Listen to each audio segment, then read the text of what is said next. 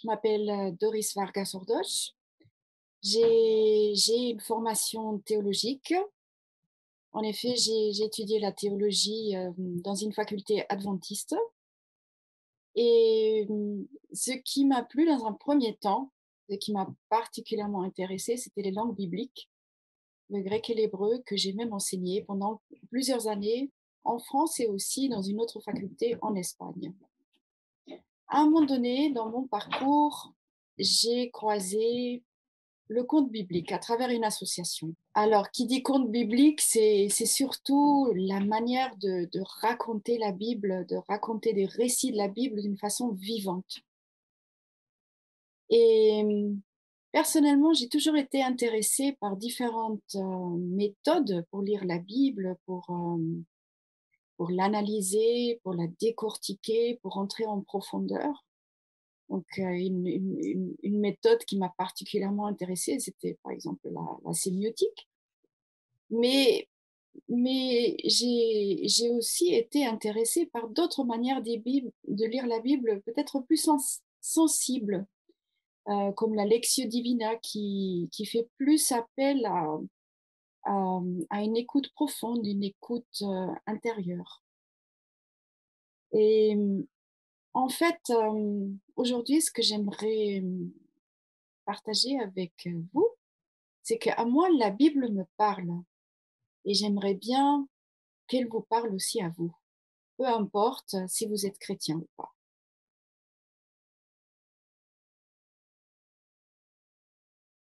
Bien, pourquoi raconter la Bible? Je trouve que la Bible est liée très souvent à la pratique religieuse des chrétiens. Donc, on écoute des textes de la Bible dans des cultes, dans des messes, dans les homélies, dans des écoles des dimanches, dans d'autres enseignements. Mais la Bible, elle paraît en fait réservée pour des croyants. Et donc, en quelque sorte, il y a les concernés et les non concernés. Donc, du moment où on n'est pas chrétien, on n'est pas croyant. Donc, j'ai l'impression que la Bible, à ce moment-là, ne concerne pas les gens. Pourtant, quand je lis mal la Bible, je vois que, et en fait, des thèmes qui sont essentiels et qui sont universels, qui touchent à tout humain, comme la naissance, la relation avec tout ce qui nous entoure, que ce soit le vivant, je sais pas, des animaux, la nature, mais aussi les relations en famille, entre générations. Après, il y a ce rapport au travail, à soi-même. Il y a des choses simples de la vie, comme manger, travailler, tout ça, ça on trouve dans la Bible.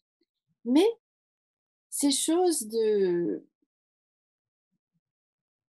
qui sont humaines, on pourrait dire, elles sont reliées aussi il y a aussi un lien vertical, qu'on l'appelle Dieu, qu'on l'appelle la transcendance, qu'on l'appelle l'invisible. Donc, la Bible est à la fois un livre très réaliste qui parle de tout ce qui nous concerne, tout un chacun, même aujourd'hui, mais elle parle aussi de nos souffrances, elle les nie pas, elle parle de guerre, de mort, de violence, alors qu'on pourrait faire ou dire les choses plus simplement. Et puis parfois, on essaye de prendre des raccourcis.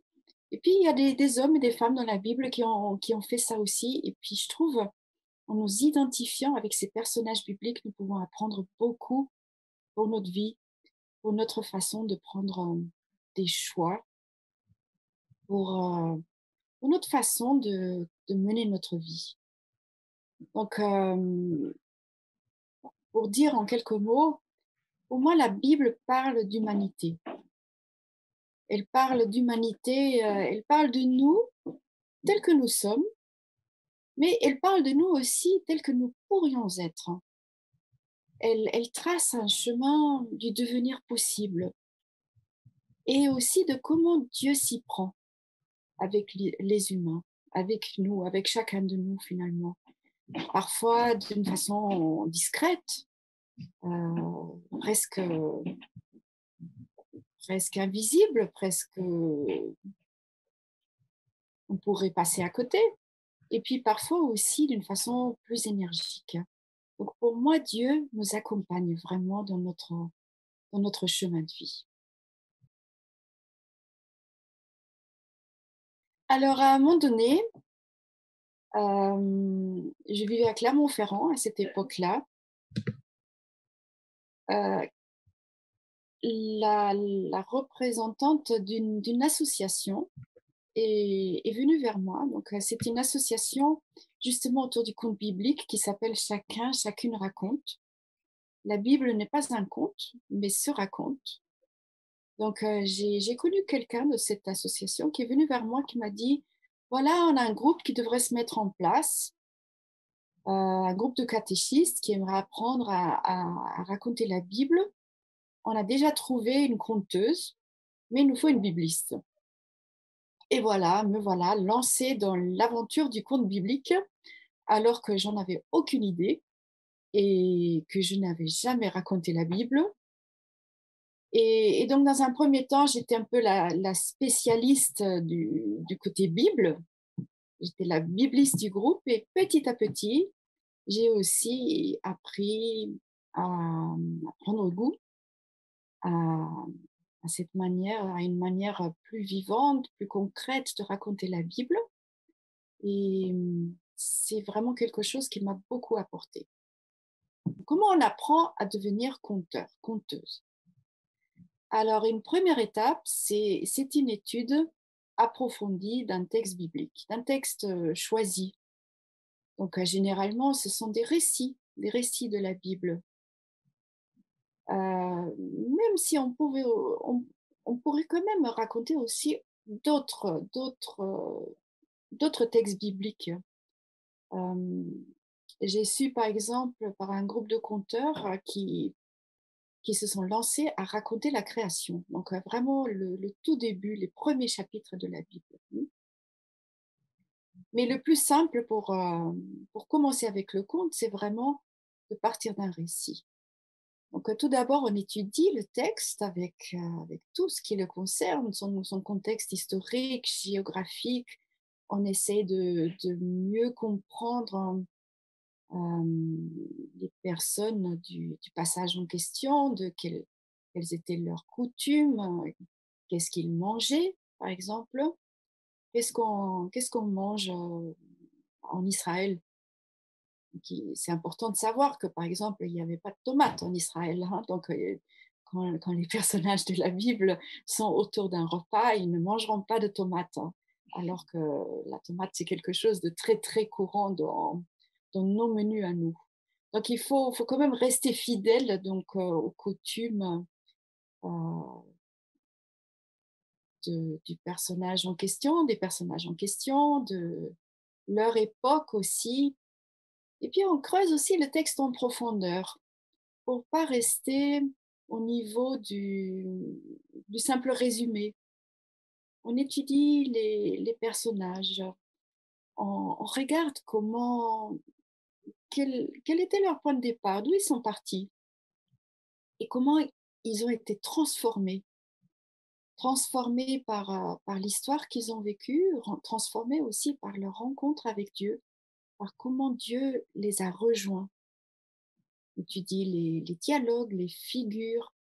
Ce n'est pas juste une question d'étude, même si l'étude est importante, même si l'analyse et l'exégèse sont importantes, mais c'est aussi une écoute. C'est aussi une manière d'écouter le texte biblique, une écoute profonde et sensible.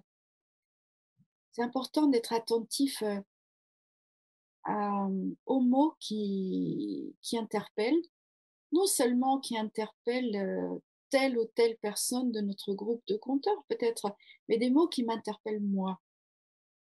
Et j'ai besoin d'être attentive vraiment à ce qui me touche moi personnellement, de, de, d'être attentive au moment où l'histoire fait écho avec ma propre histoire. Et puis une fois qu'on a, qu'on connaît mieux ce texte biblique, qu'on est plus entré en profondeur, alors commence le travail du conte, le travail de l'oralité. Et donc là, il s'agit de lâcher un peu le texte biblique et vraiment apprendre à s'identifier avec les personnages. Et on peut faire ça en jeu ou on peut faire ça en il ou elle. C'est-à-dire, on peut se mettre à la place du personnage. Bah voilà ce que j'aurais dit, j'aurais ressenti, je me serais dit dans telle ou telle histoire de la Bible, en étant le personnage principal ou en étant un témoin, en étant un ami, en étant juste un passant, par exemple. Et ensuite, on peut aussi se mettre derrière la caméra, c'est-à-dire comment on voit les personnages. Donc ça, c'est un travail qui aide énormément, ces exercices d'identification. Et puis, il y a un autre travail qui est très important, c'est le travail sur les 5 sens. Qu'est-ce qu'il y a à voir? Qu'est-ce qu'il y a à entendre, à sentir, à toucher, à goûter? Et petit à petit, je trouve ma porte d'entrée, non pas dans l'histoire biblique, mais à la manière dont moi j'aimerais la raconter, à quelque chose de très personnel finalement. Puis il y a un travail de structure aussi, une des chapitres, on établit un peu des chapitres pour, parce que le conte, c'est un travail oral. Donc il ne s'agit pas d'établir un texte et ensuite d'apprendre ce texte par cœur, mais c'est vraiment un travail d'oralité. Donc je vais structurer mon conte en chapitres et ensuite j'aurai juste à tirer sur mon fil et petit à petit mon histoire, elle va venir, elle va apparaître. Et j'ai fait l'expérience aussi très intéressante que même si on raconte une histoire plusieurs fois, elle est toujours un petit peu différente. Donc c'est ça aussi la richesse de l'oralité, c'est que c'est toujours un petit peu différent. On a toujours cette liberté, peut-être je pourrais dire liberté, de rajouter quelques mots, de rajouter peut-être une émotion qui n'a pas été présente dans ma dernière façon de raconter. Donc, c'est à la fois un travail très vulnérable, c'est-à-dire, c'est pas un texte appris par cœur que je maîtrise, mais je chemine moi-même avec ce que je suis, avec ce qui m'habite dans toute ma vulnérabilité et qui devient vraiment un tremplin et qui peut toucher aussi la vulnérabilité de l'autre. Et puis une autre partie importante, ce que j'ai vécu en tout cas dans ce groupe qui était en formation, c'est le fait de raconter notre histoire une fois que ça se construit petit à petit, le fait de raconter notre histoire aux autres. Parce que notre conte, il a besoin d'oreilles. Il a besoin d'être entendu.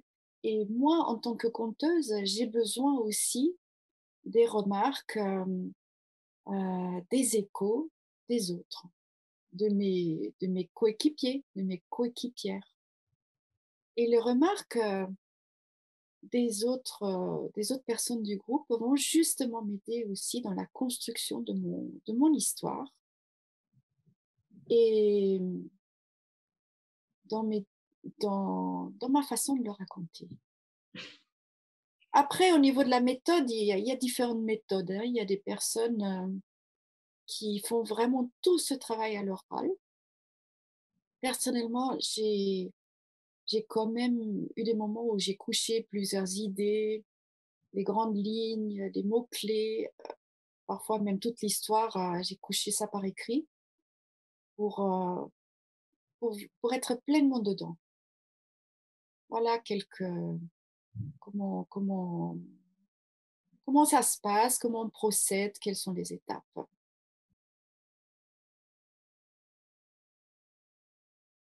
Il y a souvent cette question de la fidélité au texte biblique, hein. On m'a souvent posé la question, mais comment tu peux rajouter des détails? Mmh. Comment on peut rajouter des détails au texte, qui ne sont pas? C'est vrai que souvent les textes bibliques sont très sommaires. Ils ne disent pas beaucoup de détails et j'aimerais peut-être prendre comme exemple, l'onction de Béthanie que j'ai racontée, c'est-à-dire le récit de cette femme qui, peu avant l'arrestation et la crucifixion de Jésus, est venue l'oindre avec une huile précieuse. Moi, personnellement, en travaillant ce récit, hem, mon histoire est devenue, de la femme au parfum. Moi, je l'appelais comme ça. C'était une façon plus personnelle de lire cette histoire, d'être à l'écoute de cette histoire et de la raconter. Donc, c'est un récit qui se trouve, dans les 4 évangiles. C'est rare, mais cette histoire-là, elle se trouve vraiment dans les 4.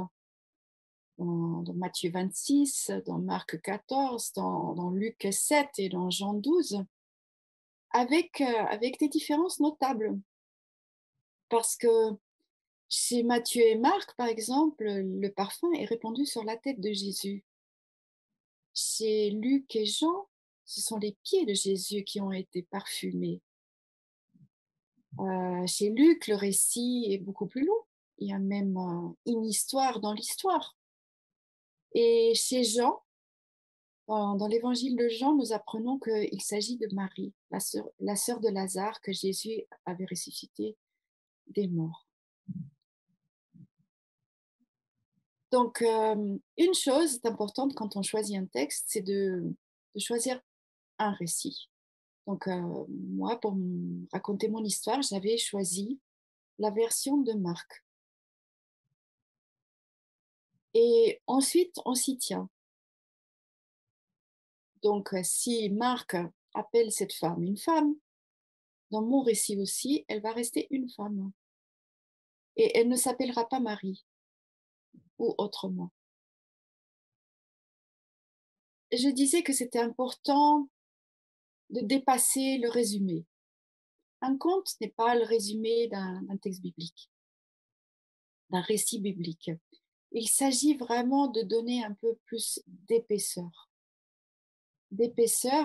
mais pas de l'épaisseur que je vais inventer, mais c'est de l'épaisseur que j'ai découvert, une épaisseur théologique que j'ai découvert justement en étudiant le texte. Donc, je vais vous donner un exemple. Pour moi, cette femme, l'action de cette femme, le geste de cette femme, pour moi, est forcément une réponse à ce que Jésus a fait dans sa vie. Comment Jésus l'a rejointe dans sa vie personnelle, dans sa profondeur. Nous ne savons rien de précis. Marc ne nous en dit rien de ce que Jésus a fait dans la vie de cette femme, non? Mais tenir compte de ça, pour moi, c'est dire aussi à travers mon histoire que exprimer la foi, c'est toujours, répondre à l'initiative de Dieu. Donc, en fait, pour moi, Dieu vient toujours me chercher. Dieu, il fait toujours le premier pas vers moi et ce que je peux dire à Dieu, ça va être comme une réponse. Donc, ça veut dire aussi que je n'ai pas forcément besoin de faire des efforts surhumains dans ma vie face à des difficultés pour les résoudre, mais j'ai besoin d'être à l'écoute de moi. Donc, je ne veux pas nier ma difficulté, je ne veux pas nier les émotions qui m'habitent, qu'elles soient positives ou difficiles, mais je veux croire que Dieu vient toujours vers moi. Donc tout ça, ça c'est pas dans le texte biblique, mais je l'ai découvert en étudiant ce texte. Ce récit-là, il est très sommaire. En quelques mots, le texte dit que voilà, que cette femme est venue, elle a brisé son flacon, elle a versé sur la tête de Jésus. Alors, moi, il y a plein de questions qui se bousculent dans ma tête. Mais elle est qui cette femme? Et pourquoi elle a fait ça? Et d'où vient ce parfum? Et comment elle a fait pour posséder un parfum de cette valeur-là? Alors, il faut faire un peu la part des choses entre ce qui me paraît essentiel, les questions auxquelles je vais répondre et les questions qui sont peut-être pas essentielles. Mais il est important de donner de la chair à ces personnages de papier, à ces personnages du texte qui, là où le texte dit peut-être juste un verset, je vais lui donner plus d'épaisseur, plus d'humanité. Je vais l'habiller, cette femme. Je vais peut-être la décrire, ses habits, ses couleurs, ses cheveux. Ensuite, je vais, puisqu'à travers la lecture du texte, elle m'a rejointe, je vais aussi la rejoindre et lui prêter les émotions que j'ai, les émotions qui ont été les miennes, que j'ai découvertes en étudiant le texte. Donc, je vais peut-être vous dire quelques détails de mon histoire. C'est que cette femme, elle entend que, que les chefs du peuple d'Israël sont en train de comploter contre Jésus pour le faire mourir, justement. Alors, dans mon histoire, elle entend quelques bribes de cette conversation. Elle sort de cette maison, elle va chez elle, elle est désespérée, elle ne sait pas quoi faire pour sauver Jésus. Elle se dit, mais qu'est-ce que je peux faire moi, femme, dans ce monde d'hommes, dans ce monde de responsables religieux puissants? Et puis finalement, en étant face aux objets de sa vie, elle va se rendre compte de ce que Jésus a fait dans sa vie. Elle a beaucoup de choses, elle a beaucoup d'objets de luxe, des choses précieuses, mais elle trouve finalement qu'elle veut offrir à Jésus ce qu'elle a de plus précieux. C'est quelque chose qui appartient au monde du luxe, un parfum de grand prix, mais maintenant, la rencontre avec Jésus, elle a été tellement plus importante qu'elle n'a pas besoin de posséder ce parfum. Elle a plus besoin de l'offrir. Et même si elle ne sait pas ce que ce parfum va faire par rapport au risque que Jésus encourt, tout ce qu'elle sait, c'est elle a ce parfum et tout ce qu'elle veut faire et qu'elle peut faire, c'est qu'elle peut le lui offrir. Ce geste, il est éphémère, certes, mais il dit quelque chose d'essentiel, justement, de l'évangile. Que tout comme elle est venue, le Christ est venu. Tout comme elle a brisé ce flacon, il a donné sa vie. Tout comme le parfum a été répandu, la mort de Jésus est devenue vie.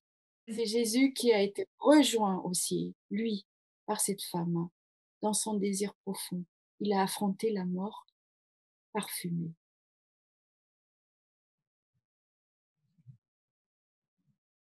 Donc, ce qui est important aussi, c'est de ne pas que mon conte, que mon histoire ne devienne pas ni une conférence, ni une explication, ni un enseignement.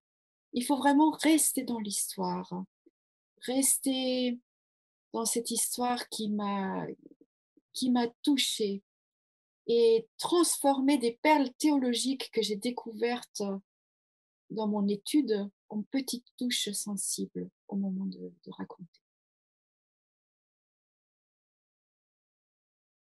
Voilà, alors là, je vais vous parler peut-être d'un rêve. J'espère qu'un jour, il se réalisera. Donc, souvent, les histoires de la Bible sont quand même racontées dans les églises.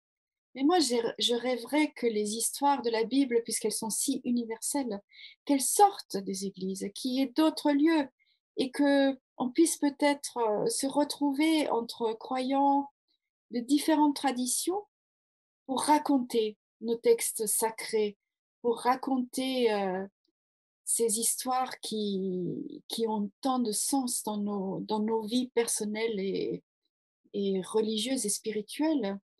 Donc, moi, je rêverais de rencontres entre juifs, chrétiens, musulmans, hindous ou d'autres croyants où nous pourrions justement raconter nos textes. Certes, pour moi, la Bible, elle a une autre valeur que le Coran pour un musulman ou les Védas pour un hindou, mais pour moi, ce serait vraiment un témoignage qui aurait beaucoup de sens, d'autant plus que nous vivons aujourd'hui dans un monde où le religieux il provoque beaucoup de tensions, beaucoup de polarité. Pour moi, ça serait vraiment une façon de témoigner les uns et les autres par rapport à comment nos textes religieux, nos textes sacrés nous inspirent pour vivre ensemble.